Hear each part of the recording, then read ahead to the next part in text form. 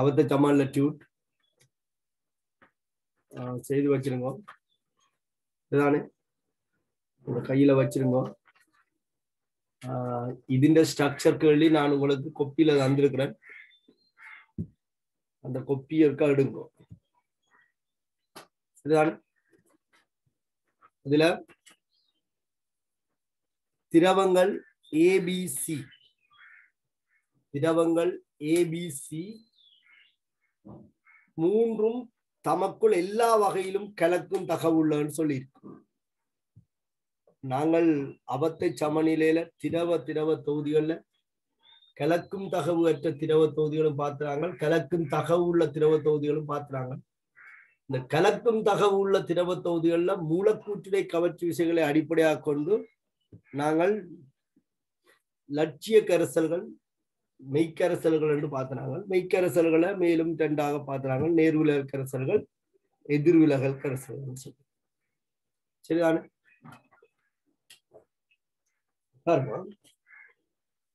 இதுல தரப்பட்டிருக்கிற தரம் முதலாவது தரம் இதுல என்ன தரப்பட்டிருக்குன்னு சொன்னால் ஏபிசி என்று சொல்லப்படுகின்ற கலக்கும் தகவுள்ள 3 திரவங்கள், ஏபிசி என்று சொல்லப்படுகின்ற கலக்கும் தகவுள்ள 3 திரவங்கள். முதலாவது வந்து ஏஏ ஏபி பிபி இப்படி சொல்லப்பட்டிருக்கு. இதுல அங்கால சொல்லி இருக்கு எஃப் என்பது மூலக்கூற்றிடை கவர்ச்சி விசை என்று சொல்லி. நாங்களுக்கு குறிப்பிட்டால் மூலக்கூற்றிடை கவர்ச்சி விசை மூலக்கூற்று இடை தாக்கத்தை இந்த எஃப் என்ற நோட்டேஷன் என்ன செய்ததா குறிக்கும். அதே போல இன்னொரு கலவை உருவாக்கப்படுது. அந்த கலவையில எஃபிபி எஃபிசி எஃப்சிசி இந்த மாதிரி சொல்லப்பட்டிருக்கு. அடுத்தது எஃப்ஏஏ எஃப்ஏசி எஃப்சிசி இந்த மாதிரி சொல்லப்பட்டிருக்கு. அப்ப 3 திரவங்களையும் கொண்டு 3 வகையான திரவ தொகுதிகள் இங்க தயாரிக்கப்பட்டிருக்குது. அந்த 3 திரவ தொகுதிகள்லையும் இருக்கிற மூலக்கூற்றுடை கவர்ச்சி விசை தூய திரவங்கள்ட்ட மூலக்கூற்றுடை கவர்ச்சி விசையோட ஒப்பீடு செய்யப்பட்டிருக்கு. சரிதான்? 3 திரவங்களையும் கொண்டு 3 வகை. இப்ப முதலாவதுல வந்து பாத்தீங்கன்னு சொன்னால் ஏயையும் பியையும் கொண்ட கலவை, இரண்டாவதுல பியையும் சியையும் கொண்ட கலவை, மூன்றாவதுல ஏயையும் சியையும் கொண்ட கலவை. இப்படி 3 வகையான திரவ கலவைகள் உருவாக்கப்பட்டிருக்கு. அவற்றின் மூலக்கூற்றிடை கவர்ச்சி விசை இடைத்தாக்கம் தொடர்பான தகவல்லாம் இங்க தரப்பட்டிருக்கு. அதோட இன்னொரு தகவல் இங்க தரப்பட்டிருக்குது என்னன்னு சொன்னால் P0 A விட P0 C பெரிதென்று சொல்லி, அதாவது திரவங்களுடைய தூய ஆவியமுக்கங்கள் ஒப்பிடப்பட்டிருக்கு. தூய ஏயினுடைய ஆவியமுக்கத்தை விட தூய சியினுடைய ஆவியமுக்கம் உயர். அதே போல P0 A வந்து P0 B விட பெரிதென்று சொல்லப்பட்டிருக்கு. இந்த 3 திரவங்கள்டையும் தூய ஆவியமுக்கத்தை நாங்கள் இந்த 2 தகவலையும் பயன்படுத்தி என்ன செய்யலாம் சொன்னால் ஒழுங்கமைச்சு கொள்ளலாம். ஏயினுடைய ஆவியமுக்கத்தை விட சிக்கு கூட, ஆனா ஏயினுடைய விட பிக்கு குறைவு. ஆகவே 3 பேருடைய தூய ஆவியமுக்கங்களை குறிப்பிட்டால் P0 Bக்கு தூய ஆவியமுக்கம் மிகவும் குறைவு, அதை விட P0 Aக்கு கூட, அதை விட P0 Cக்கு கூட. இந்த 2 தகவலையும் தனித்தனியை பயன்படுத்தி நாங்கள் ஆவியமுக்கத்தை இந்த மாதிரி எடுத்துக்கொள்ள முடியும். சரிதானே? ஓகே. அப்ப இதுல இருந்து P0 B விட P0 C மிகவும் கூடினதாக இருக்கு. P0 A விடவும் P0 C கூட. அப்ப ஆவியமுக்கம் தெரிஞ்சால் உங்களுக்கு கொதிநிலையை ஒப்பிட தெரியும். ஆவியமுக்கம் அதிகரிக்கும் போது கொதிநிலை குறையும் அப்படின்னு சொல்லி நாங்கள் நிறைய சந்தர்ப்பங்கள்ல பார்த்திருக்கிறோம், வரைவுகளும் பார்த்திருக்கிறோம். பாருங்க, இதற்கு பொருத்தமான அமுக்க எதிர் கரைசலின் அமைப்பு வரைவை தருகன்னு சொல்லி. அப்ப அமைப்பு எதிர் அமுக்கம் எதிர் அமைப்பு வரைவு என்று கேட்டால் முதல்ல இந்த 3 திரவ தொகுதிகளும் என்ன நடத்தை உடையவை என்று சொல்லி நாங்கள் இனங்காண வரும். முதலாவது திரவ தொகுதி, இரண்டாவது திரவ தொகுதி, இந்த மூன்றாவது திரவ தொகுதி. இந்த மூன்று திரவ தொகுதிகளினுடைய நடத்தை அது எங்களுக்கு தெரிய வரும். மூன்று திரவ தொகுதிகளினதும் நடத்தை தெரிஞ்சிருக்க வரும்.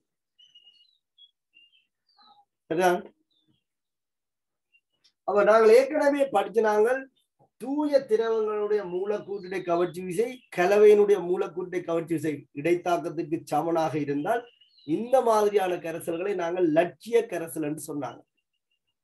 அப்ப லட்சிய கரைசலை உருவாக்குகின்ற திரவ கலவையில இருந்து மூலக்கூறுகள் ஆவியாகும் போது தூய திரவங்கள்ல இருந்து ஆவியாவதை போல அப்படியே ஆவியாகும். தூய திரவங்கள்ட்ட மூலக்கூற்றிடை கவர்ச்சி விசையோட வலிமை குறைவாக இருந்தால் நேர் விலகல் கரைசல் என்று சொன்னாங்க. இங்க தூய திரவங்கள் ஆவியாவதை விட கலவையில இருக்கிற கூறுகள் ஆவியாதல் வீதம் உயர்வாக இருக்கும். என் மூலக்கூற்றிடை கவர்ச்சி விசை குறைவு. இங்க தூய திரவங்கள் ஆவியாதல் மூலக்கூற்றிடை கவர்ச்சி கலவை இந்த மூலக்கூறு உயர்வு. அப்ப இவர்கள் ஆவியாவதும் பாருங்க இந்த கலவையில இருந்து ஆவியாவல் வீதம் குறையும். ஆகவே ஆவியமுக்கம் குறையும் என்று சொல்லி நாங்கள் மூன்று திரவ தொகுதிகளை பற்றி கதைச்சிருக்கோம். அப்ப முதலாவது திரவ தொகுதி லட்சிய திரவ தொகுதி, இரண்டாவது திரவ தொகுதி நேர் விலகலுக்குரியது, மூன்றாவது திரவ தொகுதி எதிர் விலகலுக்குரியது. முதல்ல மூலக்கூற்றிடை கவர்ச்சி விசையை அடிப்படையாக கொண்டு நாங்கள் திரவ தொகுதிகளை இனங்காணுவோம். அடுத்தது இந்த அச்சில பாத்தீங்கன்னு சொன்னால் வையச்சில அமுக்கம் கேட்கப்பட்டது, ஆவி அமுக்கம். அப்ப எப்போதுமே வரைவுகள் தெளிவாக அச்சு குறிக்கப்பட வேண்டும். அமுக்கம் வையச்சிலே அமுக்கம் குறிக்கப்பட்டிருக்கு. அமுக்கம் தெளிவா அமுக்கம் என்று எழுதிக்கொள்ளும். அமுக்கம் எக்ஸ் அச்சு வந்து அமைப்பு என்று சொல்லி இருக்கு. அமைப்பு என்பது நான் உங்களுக்கு சொல்லி இருக்கேன், பொதுவாகவே எல்லாத்தையும் நான் எழுதி கொள்றேன். அமைப்பு என்பது கரைசல் அவத்தையில இருக்கிற மூல் பின்னத்தை தான் குறிக்குது. அமைப்பு ஒவ்வொருவருடைய அமைப்பு என்பதும் கரைசல் அவத்தையில இருக்கிற மூல் பின்னத்தை குறிக்கும். அப்ப இதுல வந்து ஏயும் பியும் ஆக்கப்பட்டிருக்குது. ஏயினுடைய அமைப்பு 0 என்று சொன்னால் இங்கே ஏயினுடைய அமைப்பு 1. அப்ப மறுதலையாக பியினுடைய அமைப்பு, நாங்கள் 2 திரவங்கள் இருக்குது. அப்ப ஏ 0 என்றால் பியினுடைய அமைப்பு 1 இருக்கும். பியினுடைய அமைப்பு இங்க 0 இருக்கும். அப்ப இதற்கு இடையில 2 கூறுகளும் கொண்ட கலவை காணப்படும். அதே போல இதுல நாங்கள் குறிப்பிட்டோம்னு சொன்னால் இது 2வது திரவ தொகுதி பியையும் சியையும் கொண்டது. அப்ப இதுல நாங்கள் சிய 0 என்று எடுத்து சிய 1 என்று எடுத்தால் இங்க பி 1 இருக்கும், பி 0 இருக்கும். நீங்க கட்டாயம் இப்படித்தான் எடுக்கணும் அவசியம் இல்லை. மூல் பின்னம் 1 இருக்கிற சந்தர்ப்பத்தில் அவருடைய தூய ஆவியமுக்கம் குறிப்பிட்டால் போதுமானது. இதுல வந்து ஏயும் சியும், ஏயும் சியும் சொன்னால் இதுல நான் ஏ எடுத்துக்கொள்றேன். ஏ வந்து 0, இங்க ஏ 1 என்றால் இங்க சி வந்து 1, இங்க சி வந்து 0 இருக்கு. அப்ப அமைப்பு வலை வந்து இதுல அச்சுகள் சரியான முறையில குறிக்கப்பட வேண்டும். சரிதானே?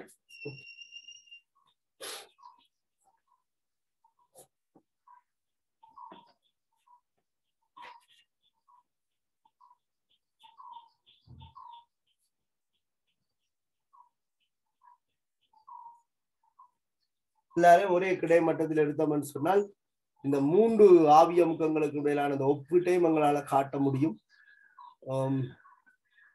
இதுல வந்து XA = 0, XA = 1, இதுல XC = 1, XC = 0. சரியா? ஓகே.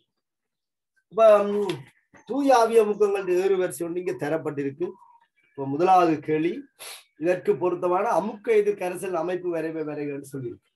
இங்க பாருங்க, ஏயினுடைய தூய ஆவியமுக்கம் பகுதி ஆவியமுக்கத்துக்கு எப்ப சமனாயிருக்கும் சொன்னால் ஏயினுடைய மூல் பின்னம் 1 இருக்கும்போது. அப்ப PA = XA × P0A. XA = 1 இருக்கும் போது ஏயினுடைய பகுதி ஆவியமுக்கம் தூய ஆவியமுக்கமாக இருக்கும். சரியா? அப்ப இந்த இடத்தை XA = 1 இருக்கிற இடத்தை நான் P0A என்று மார்க் பண்ணி கொண்டால் இதனிலும் தூய ஆவியமுக்கம் குறைஞ்சதான் B.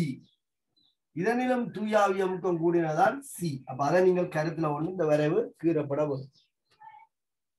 தூய ஏயினுடைய ஆவியமுக்கம் பீனோடே இதுல குறிக்கப்பட்டிருக்கு. இந்த கரைசல்ல வந்து ஏயும் பியும் இருக்கு. ஆகவே இதுல வந்து தூய பி இருக்கும். அப்ப இது பீனோட் பி. கேள்வி பாருங்க, பொருத்தமான அமுக்க எதிர் கரைசலின் அமைப்பு வரைவு வரைவுன்னு சொல்லியிருக்கு. அமுக்க எதிர் கரைசலின் அமைப்பு, கரைசல் அமைப்பிற்கும் அமுக்கத்துக்கும் வரைவு. அப்படி வரைஞ்சால் இந்த கரைசலினுடைய ஆவி அமுக்கம் என்ன செய்யும் சொன்னால் ரெண்டையும் முனைக்கிற நேர்கோட்டால தொடர்பு வரும். ஏன் லட்சிய கரைசல் வைசமன் எம்எக்ஸ் ஆக இருக்கும். அப்ப ஏயினுடைய பகுதியாவி அமுக்கமும் நேர்கோட்டு தொடர்பில் இருக்கும், பியினுடைய பகுதியாவி அமுக்கமும் நேர்கோட்டு தொடர்பில் இருக்கும். ஆகவே கரைசலினுடைய ஆவி அமுக்கம் நேர்கோடாக இருக்கும், ரெண்டின் கூட்டுத்தொகைக்கு சமனாக இருக்கும். அப்ப இதுல நாங்கள் பார்த்தோம்னு சொன்னால் இந்த கரைசல் பியாலையும் சியாலையும் ஆக்கப்பட்டது. இதுல பி ஒன்றாக இருக்கு. இந்த கிடை மட்டத்துல உங்களோட புள்ளி இருந்தால் நல்லம்.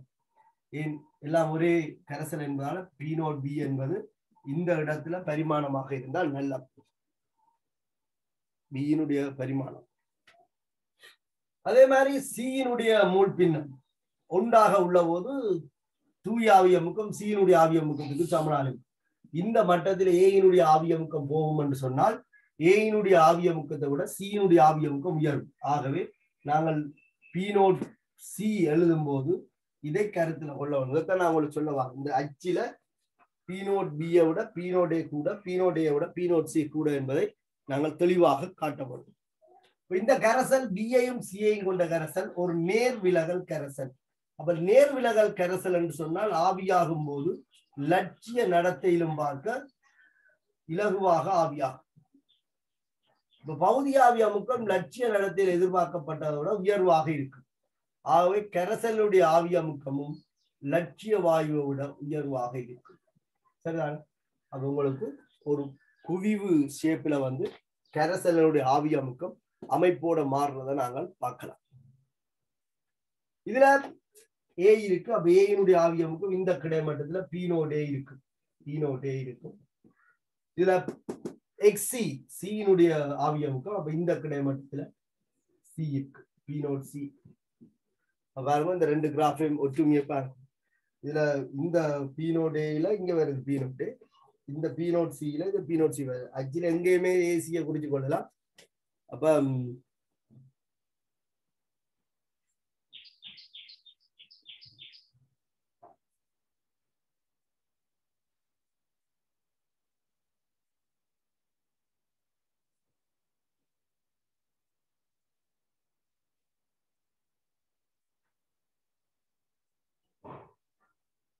சரியா?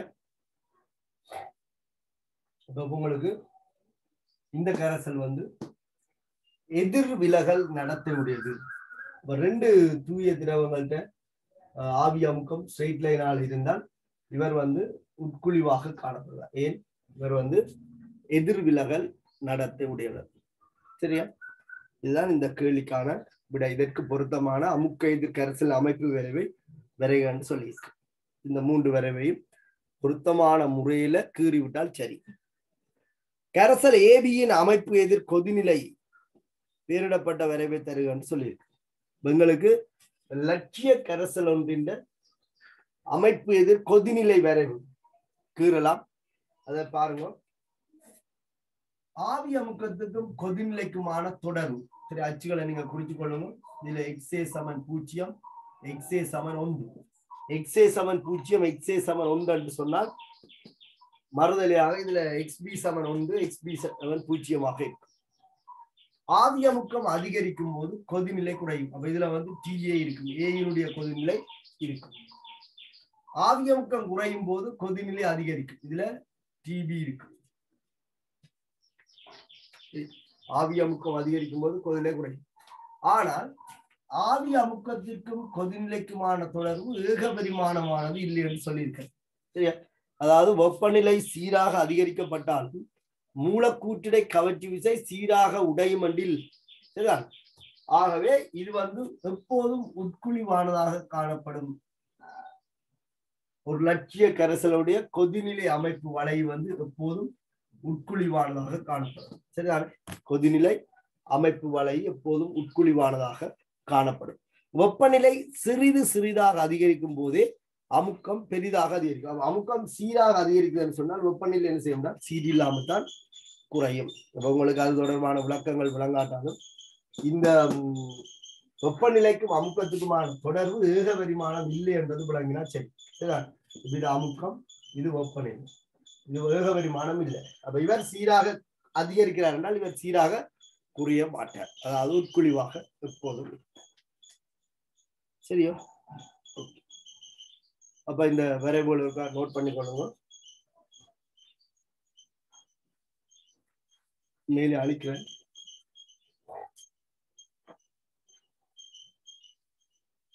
பெறப்பட்ட செலவுகளை ஒரு படத்துல கொடுத்தீங்கன்னு சொன்னால் உங்களுக்கு சுகமா இருக்கும்.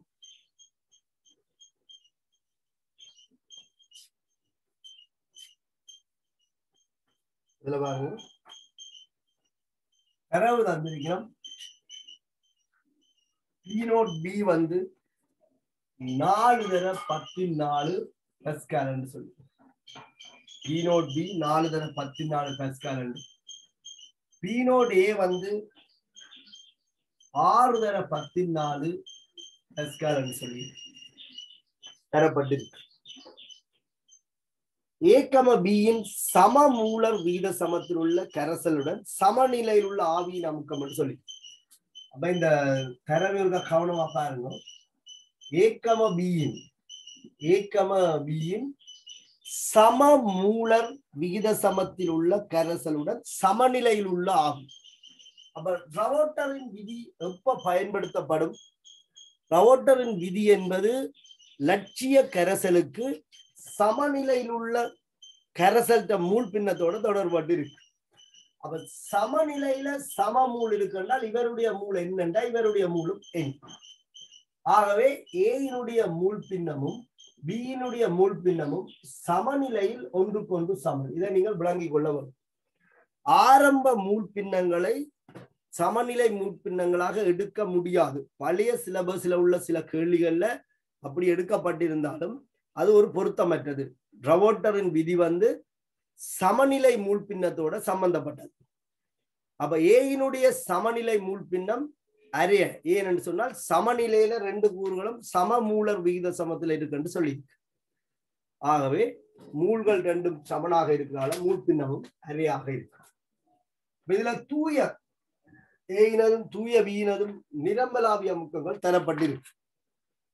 சில தூய ஏயினதும் தூய பியினதும் நிரம்பலாவிய அமுக்கங்கள் தரப்பட்டிருக்கு. அவங்களுக்கு கேட்டிருக்கு பாருங்க.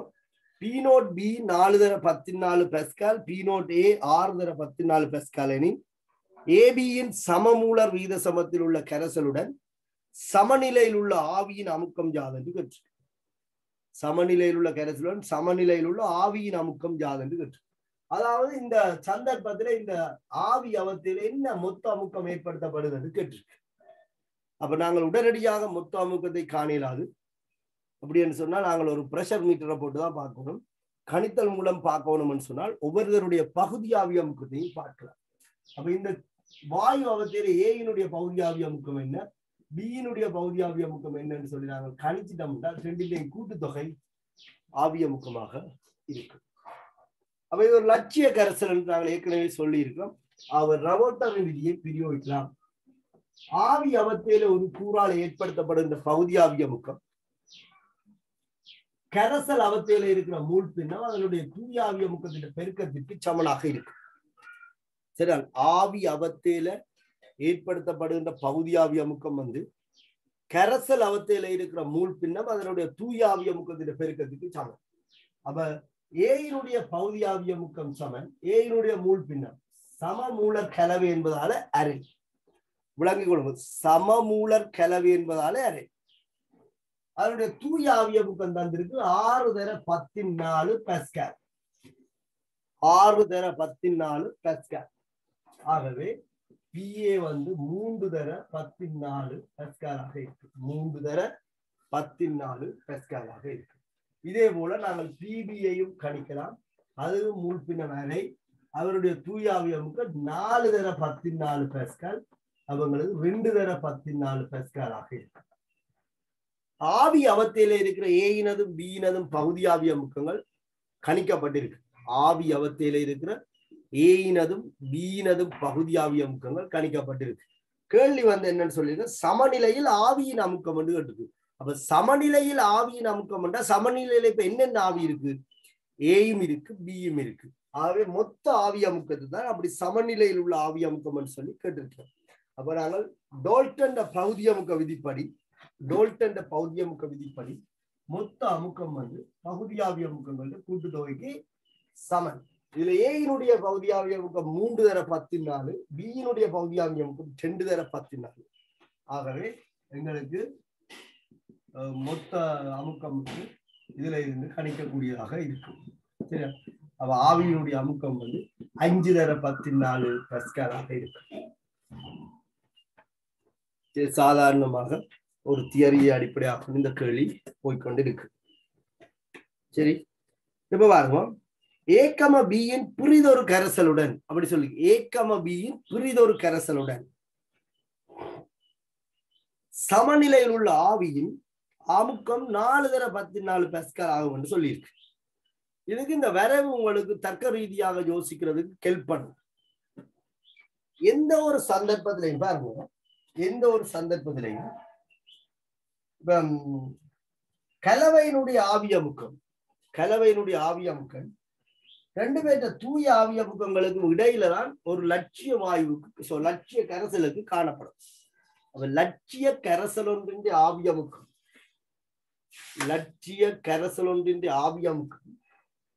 தூய ஆவி அமுக்கங்களுக்கு இடையில தான் இருக்கு.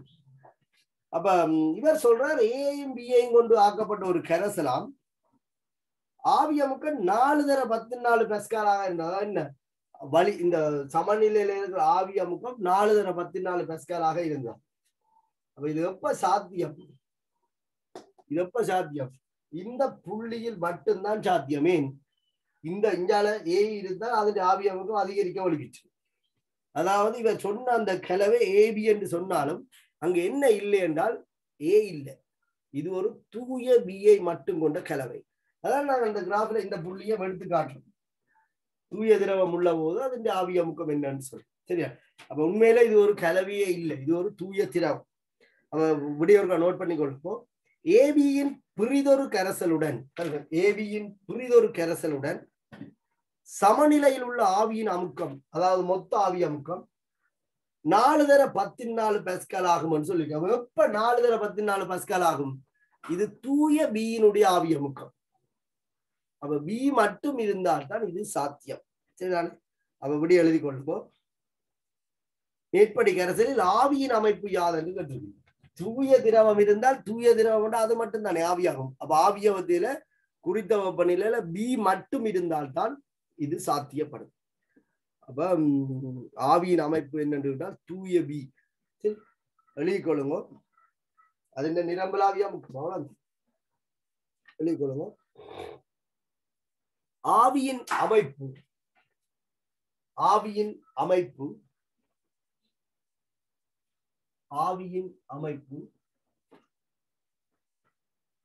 XA சமன் 0, XB சமன் 1. அதாவது நிரம்பலாவிய அமுக்கம் பியினுடைய நிரம்பலாவிய அமுக்கம் தூய பி, பி நோட் பி. ஆவியின் அமைப்பு XA சமன் 0, XB சமன் 1. ஏன் ஏ மட்டும் இருந்தால்தான் 4 தர 14 வரும். இல்லைன்னா அதை விட கூடுதலான ஒரு அமுக்கம் தான் இங்க உயர்த்தப்படும். அப்ப கீழே காரணத்தை எழுதிக் கொள்ளுவோம். காரணம்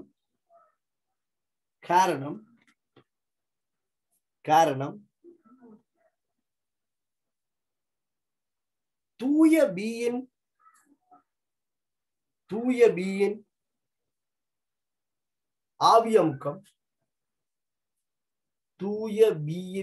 ஆவி அமுக்கம்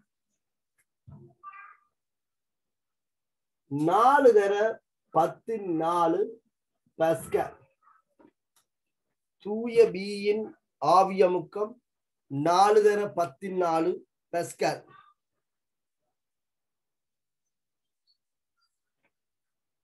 தூய பியின் ஆவி அமுக்கம் 4 தர 14 பஸ்கல்.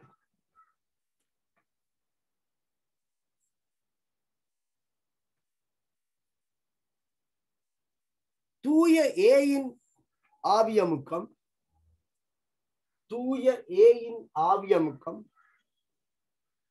6 தர 14 பாஸ்கல். தூய ஏயின் ஆவியமுக்கம் 6 தர 14 பாஸ்கல். எனவே எனவே எனவே கலவையின் ஆவியமுக்கம் எனவே கலவையின்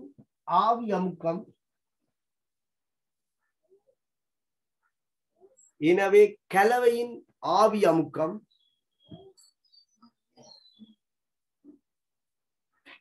எனவே கலவையின் ஆவியமுக்கம்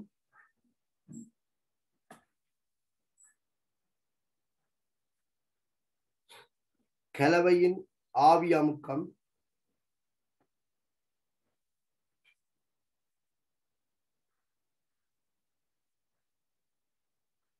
எனவே கலவையின் ஆவியமுக்கம் இரண்டுக்கும் இடையில் காணப்பட வேண்டும்.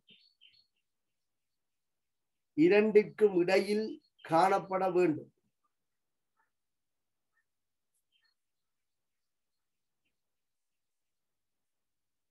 இரண்டுக்கும் இடையில் காணப்பட வேண்டும்.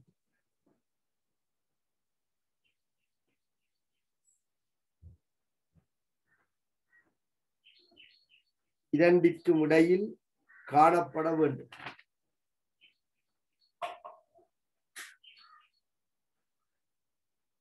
எனவே எனவே எனவே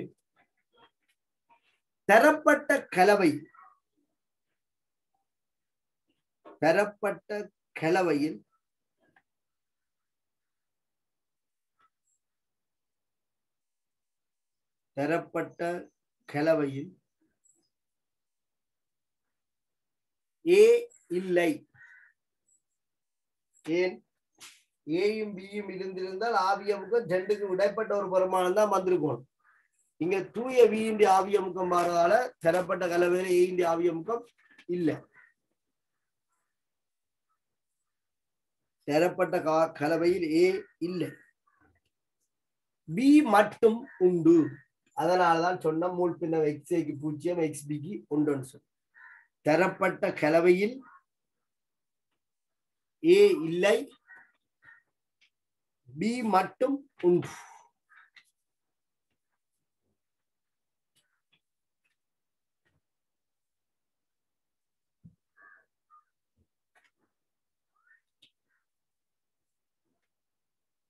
சரியா? அப்ப 2 திரவ கூறுகள், லட்சிய கரைசலை ஆக்குகின்ற 2 திரவ கூறுகளை ஒன்றாக கலந்து ஒரு கரைசலை பெற்றால் அந்த கரைசல்ல இருக்கிற ஆவியமுக்கம் 2 தூய ஆவியமுக்கங்களுக்கு இடையில தான் இருக்கும். லட்சிய கரைசல்னு சொல்றோம். நிரம்பல் ஆவியமுக்கம் ஒரு கூறுன்ற ஆவியமுக்கத்துக்கு சமனா வருதுன்னு சொன்னால் அப்ப அந்த கூறு மட்டும்தான் என்ன செய்யணும், அந்த கலவையில காணப்பட வேண்டும். அப்ப அதை நாங்கள் கலவை என்று சொல்றதே பொருத்த பாடில்லை. சரி, ஆவியின் அமைப்பு என்னன்னு கேட்டா தூய ஆவியமுக்கமாக இருக்கு.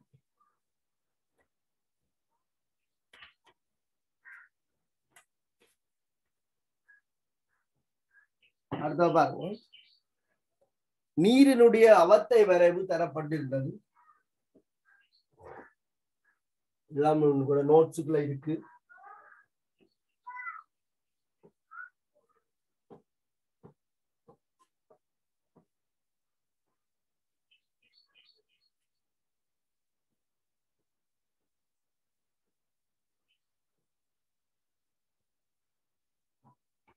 சரி,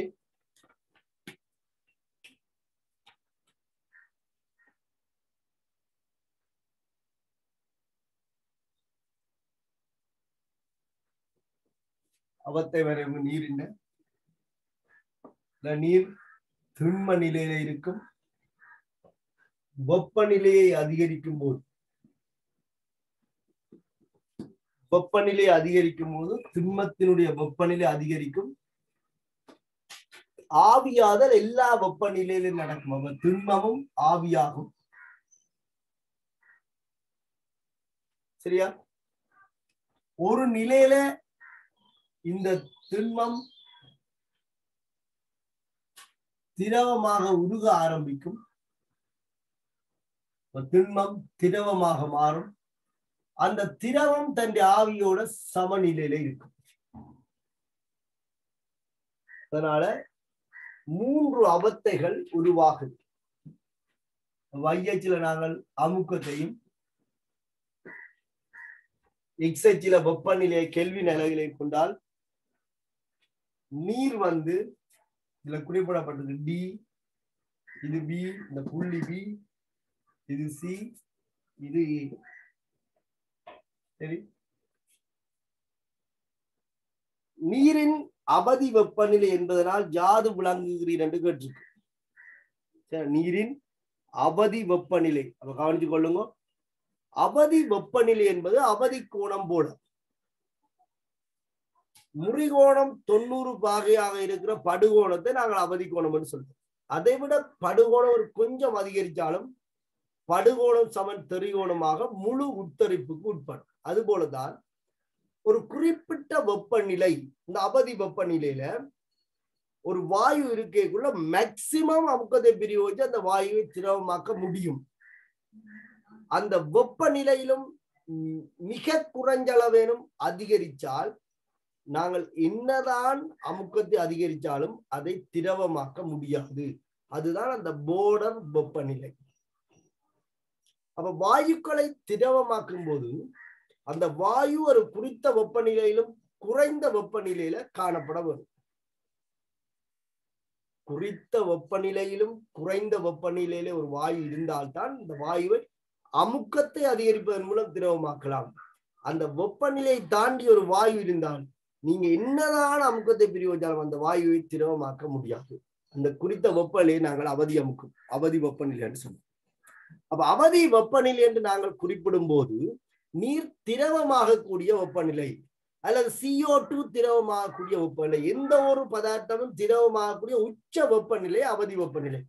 அதை விட கூடுதலான வெப்பநிலையில திரவமாகாது என்பது அடிப்படை விஷயம். இந்த ஏரியா திண்மமாக இருக்கும். ஏன்? தாழ் வெப்பநிலை உயர் அமுக்கத்தில மூலக்கூறுகள் ஒடுக்கப்பட்டு திண்மமாக இருக்கும்.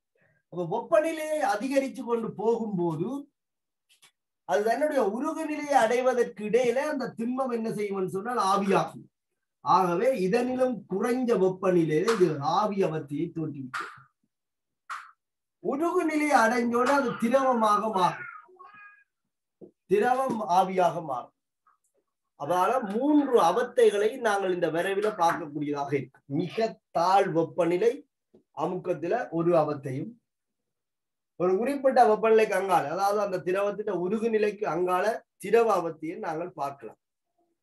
எல்லா வெப்பநிலையிலும் ஆவியாக நடக்கும் என்பதால திண்மமும் ஆவியாகும், திரவமும் ஆவியாகும். அவங்களுக்கு இதுல 3 பிரதேசங்கள் காணப்படுது. இதுல விரைவு தந்திருக்குன்னா வெளி அமுக்கம், இதுல ஒரு ATM என்று தந்திருக்கு. சரியா? வெளி அமுக்கம் ஒரு ATM என்று தரப்பட்டிருக்கு. இந்த நீரின் அவதி வெப்பநிலை என்பதால் யாது விளங்குகிறது என்று கேட்டிருக்க. அவதி வெப்பநிலை என்ன எழுதிக் கொள்ளுங்க. நீராவியை திரவமாக்குவதற்கு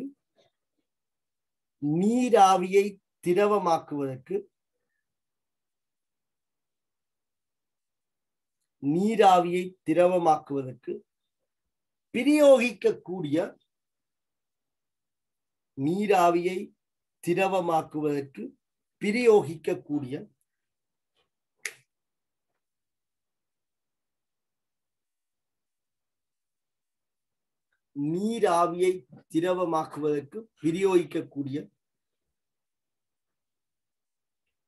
ஆகக்கூடிய